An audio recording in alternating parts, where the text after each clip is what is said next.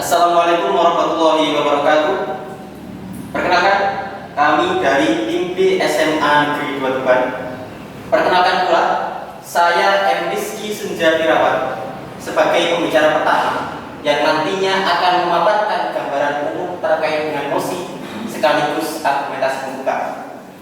Lalu di samping saya, Aryo Bimo Subagio sebagai pembicara kedua yang nantinya akan memperinci dan memperkuat argumentasi kami. Lalu di sampingnya lagi ada Muhammad Andre Sugiarto sebagai pembicara ketiga yang nantinya akan memaparkan kesimpulan sekaligus penegasan ulang terkait dengan mosi pada kali ini. Pada saat ini terkait dengan mosi yang kami ambil, efektivitas penerapan Undang-Undang Komisi Pemberantasan Korupsi atau UU KPK, kami secara tegas menyatakan tidak setuju apabila UU KPK ini diterapkan akan berdampak baik pada KPK itu sendiri dalam memberantas korupsi. Justru dengan adanya revisi Undang-Undang KPK ini akan melemahkan KPK dalam memberantas korupsi. KPK yang semulanya adalah lembaga yang independen, yang maksudnya bebas tanpa dikuasai oleh lembaga manapun, berubah menjadi lembaga yang punya batasan. Pernyataan ini diperkuat dengan pasal 1 ayat 3 UU KPK yang menjelaskan bahwa Komisi Pemberantasan Korupsi adalah lembaga negara yang berada dalam rumpun kekuasaan eksekutif yang menjalankan tugasnya dalam pencegahan serta pemberantasan tindak pidana korupsi sesuai dengan undang-undang ini. Terlihat jelas dan tidak dapat dielakkan lagi bahwa Komisi Pemberantasan Korupsi memang sudah tidak independen lagi.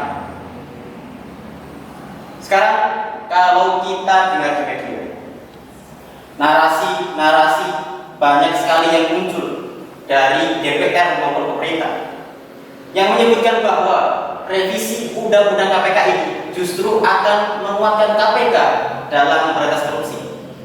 Namun, kalau kita teliti lebih lanjut lagi, revisi UU KPK ini justru akan melemahkan KPK dalam memberantas korupsi.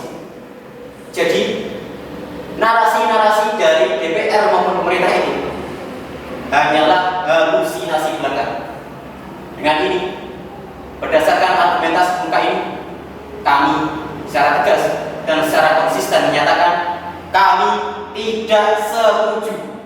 Sekian, terima kasih.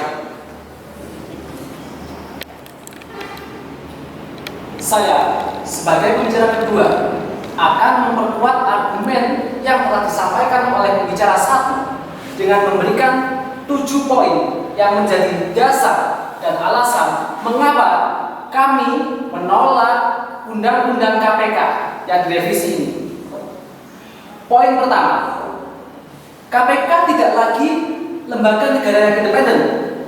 Berdasarkan pasal 1 ayat 3 yang berbunyi, KPK dalam rumpun kekuasaan eksekutif sangat bertentangan dengan 4 putusan Mahkamah Konstitusi sekaligus, yaitu pada tahun 2006, 2007, 2010, dan 2011 yang menegaskan bahwa KPK adalah lembaga negara yang independen, berdiri sendiri dan tidak dalam rumpun kekuasaan manapun. Poin kedua, dibentuknya Dewan Pengawas pada pasal 21 ayat 1 huruf A berisi bahwa Dewan Pengawas berjumlah 5 orang.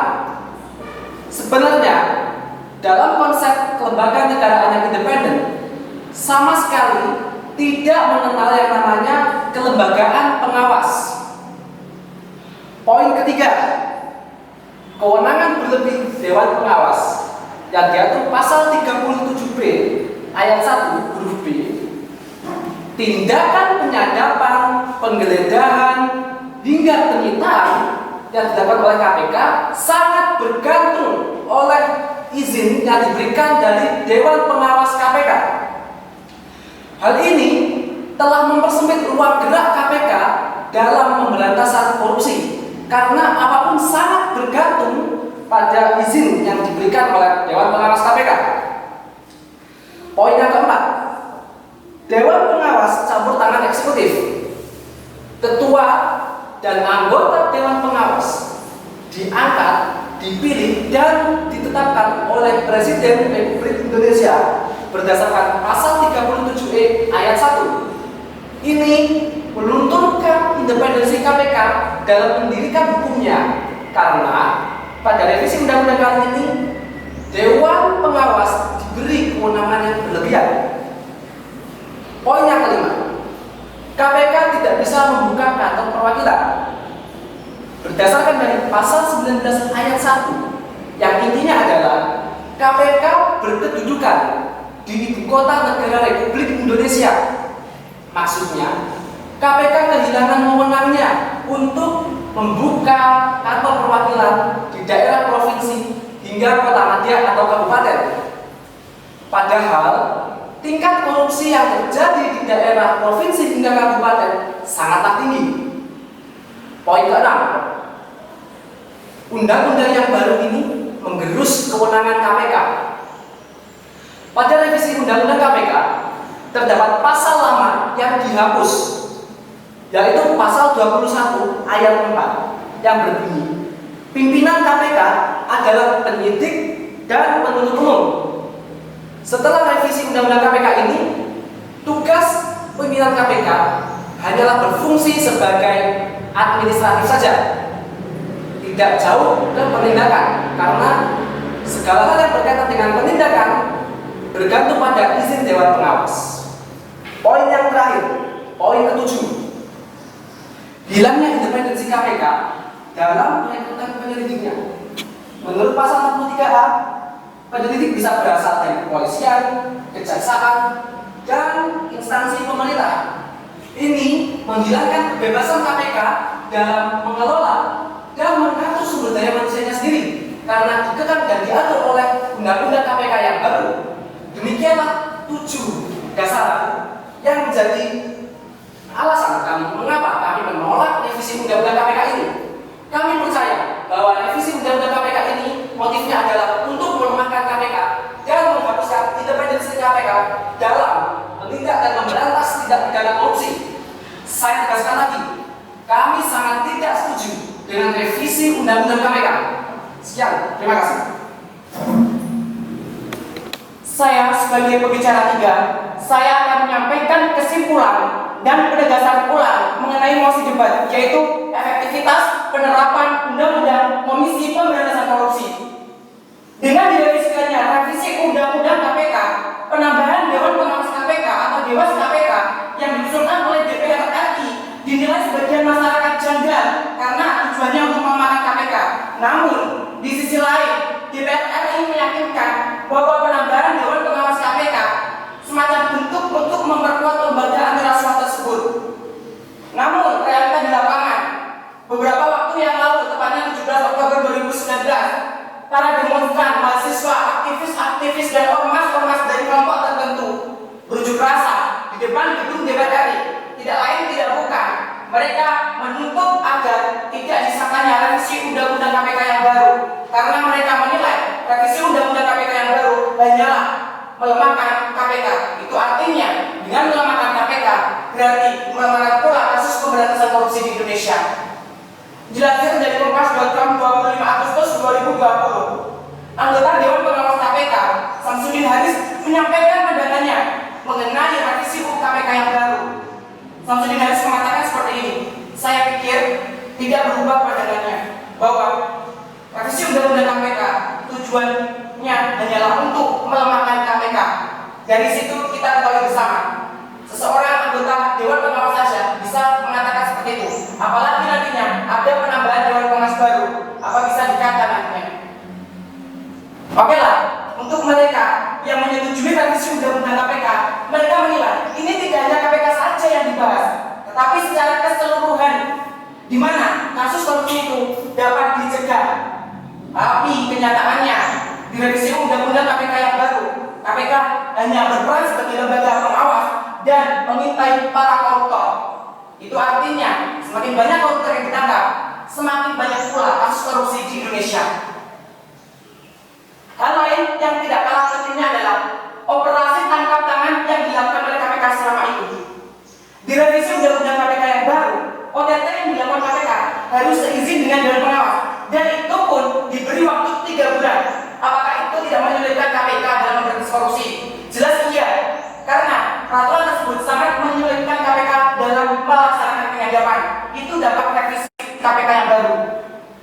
Hal lain yang terpenting yang menyedot perhatian kita adalah sistem rekrutmen pemimpin KPK.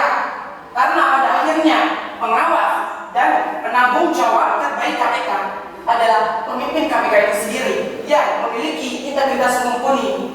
Sayangnya, akhir-akhir ini di berbagai media mencuat pemimpin KPK Firly Bahuri tertangkap basah melakukan perjalanan jauh menggunakan helikopter. Itu diduga oleh masyarakat anti korupsi Indonesia melanggar kode etik, yaitu dengan mengumbar gaya hidup mewah. Karena di kode etik KPK, para pimpinan KPK tidak boleh bergaya hidup mewah. Itu poin kedua dampak dari revisi Undang-Undang KPK.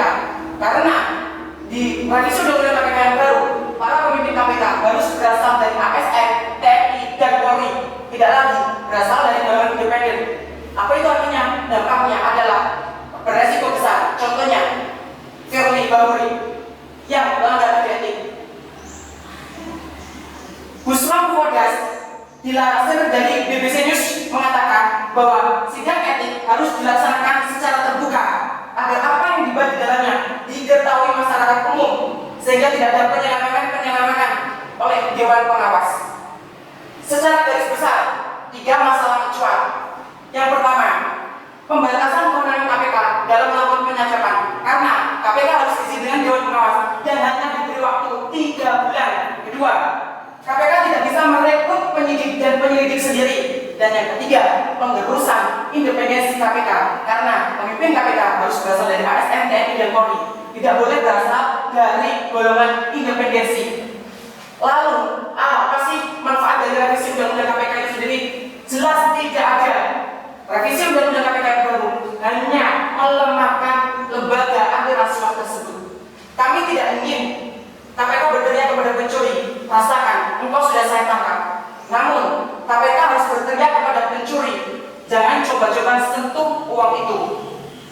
Karena kami sedang mengawasi engkau. Sekian, terima kasih.